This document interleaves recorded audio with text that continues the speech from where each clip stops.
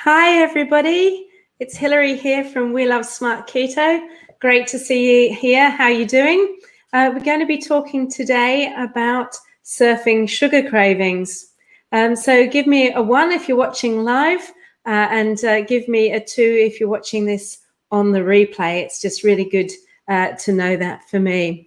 So what we're going to be talking today is about cravings. Now, if you've been on keto for a while, then you're probably not experiencing cravings very much anymore, if at all. However, if you're just starting out on keto or you're thinking about starting out on keto, then cravings, certainly at the sort of beginning, can be an issue for some people. And don't worry, it's completely natural.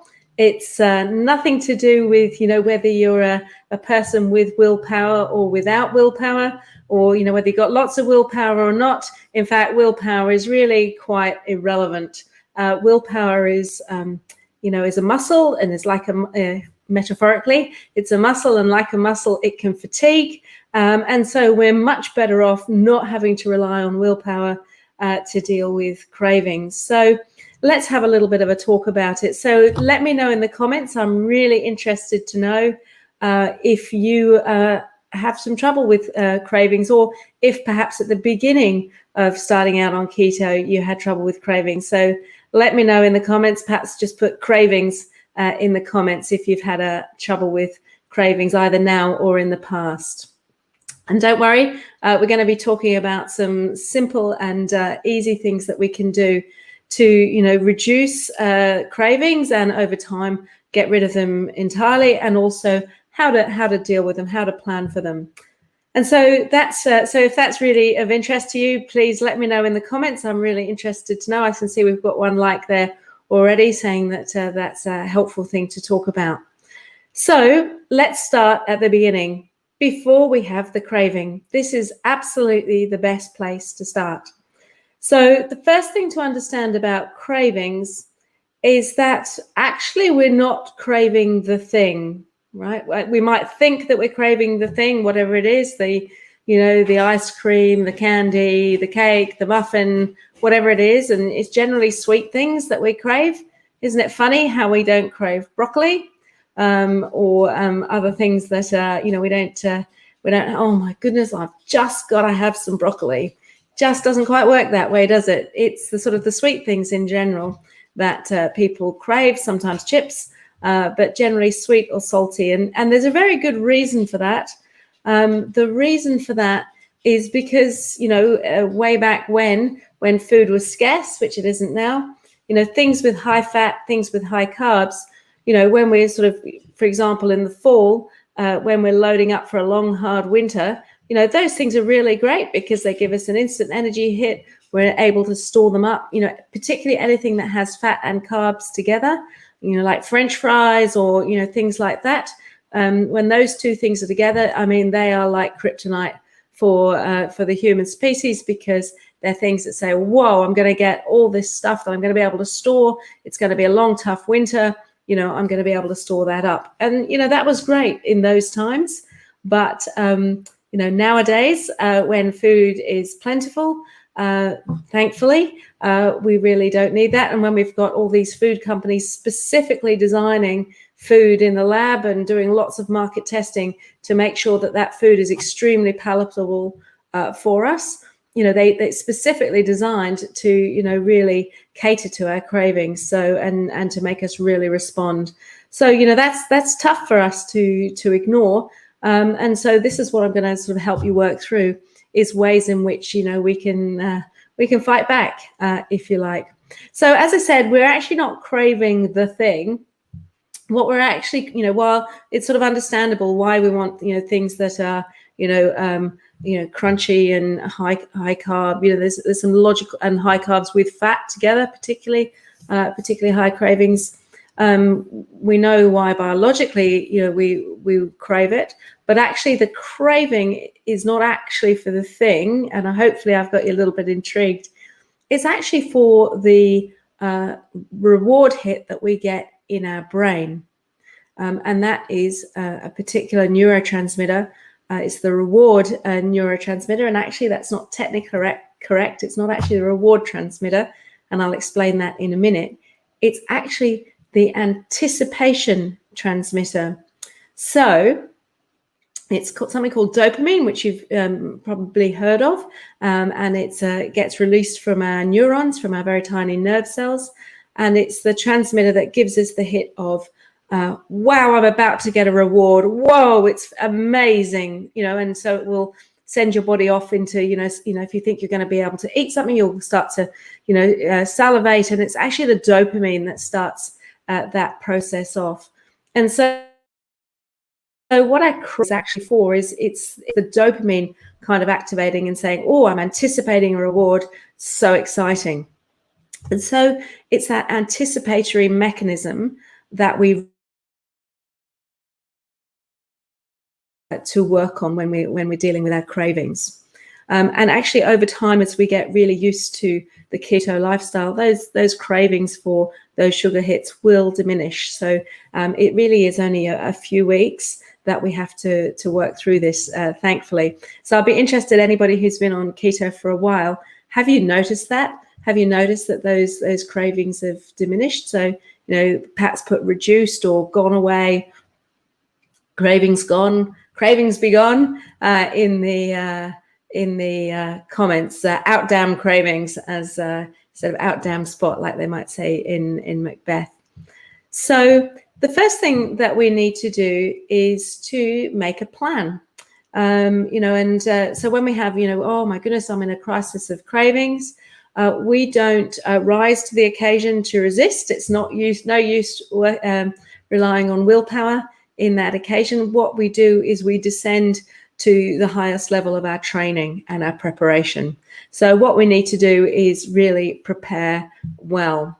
So the first thing is to make sure that we're eating appropriately for our keto lifestyle. So, if we're eating, our protein with our appropriate amount of fat, if we're getting our macros, then you shouldn't be hungry. Okay. And if you are hungry, then perhaps consider whether initially perhaps just, up the amount of fat, the amount of good fats that you're having in your meal. That's definitely worth considering. So the first thing is, let's manage our hunger. It's completely okay to be hungry. Nothing wrong with hunger. But, if you're not eating quite enough, perhaps just at least in the beginning, just increase that amount of fat just a little bit. And obviously the fat that we have, with the protein that we have, if it's integrated and it's sort of naturally in the food that we're eating, that's obviously better rather than, just loading up the fat. Let's try not to do that. The next thing is, if you are hungry in terms of having a craving, in terms of preparing, is to make sure that you have the appropriate things in your cupboard at home or wherever you are. So one of the things I'd suggest is, if you're able to do it, is clear out your kitchen, clear out your house of anything that is something that you don't want to eat. So, candies, chips, crackers, all those sorts of things. Just if you can, it's not always possible, clear your house out of those, so that there's a lot of evidence that says if it's harder to give in to a craving, if you have to I've got to go to the store to get what I want. Oh my goodness, it's a bit hot outside. I don't really feel like doing it. Then, the more steps that we put in the way, the more likely we are going to be able to not give into that craving, because it's just well, I'm just enjoying being home. I don't really want to have to get in the car or walk. And the other thing is to put as many steps in between as you can, even if maybe you've got other people in your household that aren't eating the keto lifestyle, and so you do have some things in the house. Perhaps put it at the back of the fridge, or the back of the freezer. But so you've got to get 10 things out before you can get it out. Perhaps you've got it wrapped up in a particular box that's full of covered in cling film or Glad wrap, and it's really, or Saran wrap, and really hard to undo. Or perhaps you've made a commitment with a friend that if you want a craving, it's fine to give in, but you have to call them or message them first. Or perhaps the first thing is you have to iron a piece of clothing, or whatever it is that's suitable, that suits you. Just put a couple of steps in between. It's okay to give into the craving. It's fine, I can do it. Just put some steps in the way before you do it. And now it sounds silly, but sometimes silly things really work. So just out of sight, out of mind. Make it a bit harder to give into that craving. Or every time you give into a craving, you have to give $5 to your spouse. That maybe you don't want to give them. It's just something that just makes you think twice before you do it. Just makes it a little bit harder on the road. The other thing is, if you do have a craving is completely natural. Okay, and so the worst thing you can really do is try and suppress it and pretend that it's not there, because it will just go, hang on, I'm here, listen to me, I'm a craving, and will come back stronger. So the easiest thing, perhaps the best thing to do, is you do have a craving, is just go, just notice, just take a moment, just go, I notice I've got a craving. Now, isn't that interesting? It's neither good nor bad, it just is. We are biological creatures. Our bodies send us messages all the time. I'm a little bit hot, take a jumper off, get the fan out. Or, I'm feeling a bit tired. Maybe you should sit down and have a little bit of a rest. Oh, I've got a little bit more energy. Let's go for a walk. Your body is sending you messages, all of the time. And so we don't have to act on every message. Imagine, every time you had a thought or a feeling, you acted on it, life would be a little bit crazy. So it's the same with cravings. We can just notice them. And here's a little tip for you that, in fact, I learned when my daughter was a toddler. And you know how a toddler, you can have a meltdown, so everything's happy, and then suddenly, maybe the smallest thing happens, and often they're like slightly crazy things, like they asked for a banana, they asked you to peel the banana, you peeled it, and then suddenly they're upset because it's peeled, even though they're hungry. Right, so we know the crazy stuff that kids do and say, and particularly with toddlers, those sort of terrible twos. And so this is a little tip that I learned that I think is actually also really useful for cravings, and it's HALT is the acronym, so HALT. I actually have the H as kind of two things, and so the first thing is to consider hungry. The first H is for hungry or thirsty. So the first one is, are you thirsty or hungry? So often craving, you might think that you're hungry, but actually you're thirsty. So off you go and get a drink, seltzer water, so a fizzy sparkling mineral water is really good for that, or just a glass of water or a cup of herbal tea. Really great for dealing with cravings. If you really are hungry, consider, am I really hungry? Is this time for a meal? I'm not going to have a snack. I'm going to have a meal, because with keto, we know it's better to avoid snacks if we can. So, okay, I'm going to go and actually have a meal. Or, if I'm still thirsty, maybe I'll have a drink of some electrolytes, because, maybe I'm just a bit unbalanced with my salt. So think about whether you're thirsty. And if you're really hungry, am I hungry enough to eat a meal? If you are, then have a meal. If you're not, then just, surf it through till the next one if you can. And the next one is the HALT is for angry, lonely, or tired. So hungry, thirsty, angry, lonely, or tired. So, it could be just that our emotions, maybe something's triggered us, or something's upset us, or, we got a bit frustrated with something, it's not going our way. And so it's like, okay, well, it's time, I'm going to recover, I'm going to feel better by having something to eat. That's my way of dealing with my anger or my upset or my emotion. Do you know, the interesting thing is that evidence shows that comfort food actually isn't comforting. We know this because there was a researcher was asked, the astronauts that go to space, when and all their food's dehydrated, and apparently in space things don't taste as much as they do here on Earth. And so they have a lot of trouble with people who are in the space station. They don't actually eat enough. And so what they were trying to do was make food more palatable, more appetizing for the astronauts. And so they said, oh, well, obviously, if we give them their comfort foods, then, then they're going to eat more. And then they went, hang on a minute, we better just test where the comfort foods are actually comforting. And so they did some work with just not astronauts, just ordinary people like you and me. I presume you're not an astronaut. If you are, let us know in the comments for sure. It'd be great to know we've got some astronauts on here, or rocket scientists. So what they did was they asked people what their comfort food was.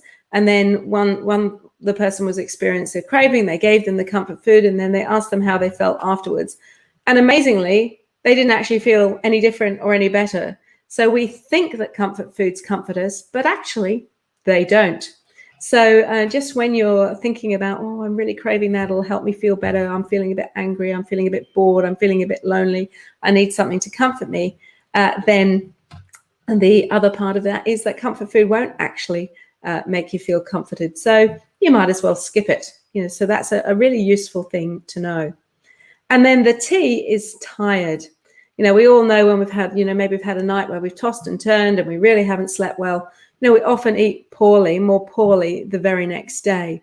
And so the other thing to consider, when you've got that craving is whether you're tired. And actually, is it not that you don't need something to eat? You actually need a rest. You actually need perhaps to take a 20-minute nap. There's a lot of evidence that just taking a 20-minute nap, 20 to 40 minutes, not longer than that, is actually extremely refreshing. So if you've got the time to do that, perhaps consider that rather than dealing with a craving. So that's just sort of a useful set of acronyms to deal with, to think about the HALT thing. What's the reason for this craving? Is there something else that I'm needing? It's not actually food that I'm needing. It's something else that I'm needing, but really well worth thinking about. So let me know in the comments if there's something that you found interesting. Is there something here that you're going to try? So we've talked about, acknowledging the feeling, considering the reason for the craving, can you get some insight into it? And the next one I want to talk about is, and I call this talk about surfing the craving, is actually literally just that. It has a wave. It comes up. You go, oh, I've got a craving. I feel like eating something that's not on my plan. And then just notice that and just ride the wave. Craving generally will last 20 minutes. We've got 20 minutes to. That's not a lifetime. It's a defined amount of time. So you can just acknowledge it, just sit with it, just notice, go, hi, feeling, thank you, thanks for letting me know. Really grateful that you're here, looking after me. I'm just going to let you go through, and I'm just going to wait for you to wash away with the tide. And if that's a little tricky for you, then find something to distract yourself. Maybe you've got a game that you like to play on your iPhone, Crush Candy. I don't know if that's still popular or not, but just something simple that you can do really quickly. I used to play a game called Two Dots when I used to have cravings, and I had to give it up because I got slightly too obsessed with Two Dots. But it's a great game if you like iPhone games. In that was just enough just to get me past that craving. Didn't take a lot of time and didn't take much time out of my day. So that's the other technique, is just to distract yourself.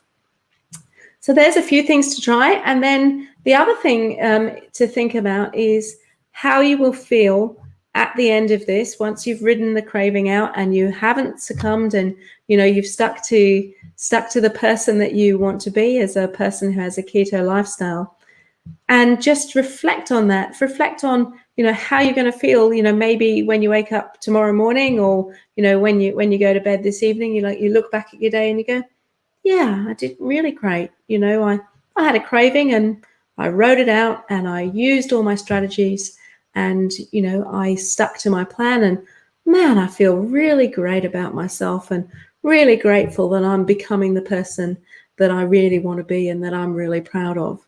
And so if you can take that moment and use that dopamine to reflect on, I am my future self already. I'm being my future self, the person that I am, that the kind of person who, can have a craving and just deal with it and be completely fine with it, then, that is a really helpful thing to do. So, put yourself in the future and look back at this moment where you're having this craving. And that is also a really helpful thing to do. So there's a few suggestions there. Let me know in the comments which one you find most helpful, and what you find most useful for you, or what you might give a try to. I'll be really interested. And if you've got a suggestion in here that I haven't thought of, that we haven't talked about in this chat, then please let me know in the comments. And the final thing I'd like to say is, If you try all of that and it doesn't work, or it just all happens so fast that you suddenly go, oh my goodness, what's this Twinkie doing in my mouth and I've already swallowed it, then it's fine. Like, it's not a world crisis. It's just a moment, you know, and the keto lifestyle is a practice. And what we're doing is practicing. And none of us are perfect. And no matter how much people tell you on Facebook and Instagram that they're living an amazing life and they're doing wonderfully, maybe it's true most of the time, but for sure it's not true all of the time. So, you know, everybody has their moments, everybody has their challenges. So, you know, just reflect on that. And, you know, it's, if you think about this metaphor, if you dropped your mobile phone, right, what would you do? You just pick it up and check that it was okay, make sure it's all right. And hopefully you've got a case on it, which is, you know, some, to give it a bit of bounce protection. And that's what we're trying to do here today. I'm trying to give you a bit of bounce protection for your mobile phone, for your cravings. If you drop your mobile phone, the one thing you don't do is then pick it up, hurl it against the wall, stamp on it 3 times, take it out to the driveway, and reverse your automobile over it, right? We don't make it worse. And so sometimes when people have a craving that they give into, they go, oh my God, you know, I've ruined it for today. Oh, I might as well just eat what I want. And that is the equivalent of taking your mobile phone and throwing it, your cell phone, and throwing it against the wall and then taking it out and driving over it. It's not necessary to do. We can just go, okay, that's fine. I gave into my craving. That was just a moment. I can now just go back to, you know, my normal plan. That's fine. I forgive myself. It's completely fine. It's a moment. It's not a lifetime. I'm just going to keep practicing my keto lifestyle, and I'm just going to think about and reflect on, you know, what happened, what didn't go quite right, what I could do differently next time. It's fine. Okay. And, you know, this community is here to support you. So, and so if you do have any challenges with cravings, you know, please let us know in the comments, put your questions in the group. We'd be more than happy to answer them. So just one more thing to say, and that's who's the winner of the, you know, the most valued player, if you like, in the group. You're all very valued, but who's made the most contributions into the group? And we have a different winner this week, and you'd be pleased to know, Alex Raymond, that it is you. We've really enjoyed your comments this week, particularly enjoyed your picture of the cheesecake, the perfect cheesecake. I mean, you got to win just for the picture of the perfectly made keto cheesecake. So congratulations for that, and we'll be getting the voucher across to you in the next 24 hours or so. So wonderful, guys. Thanks very much, and we'll see you soon again in the group. Bye.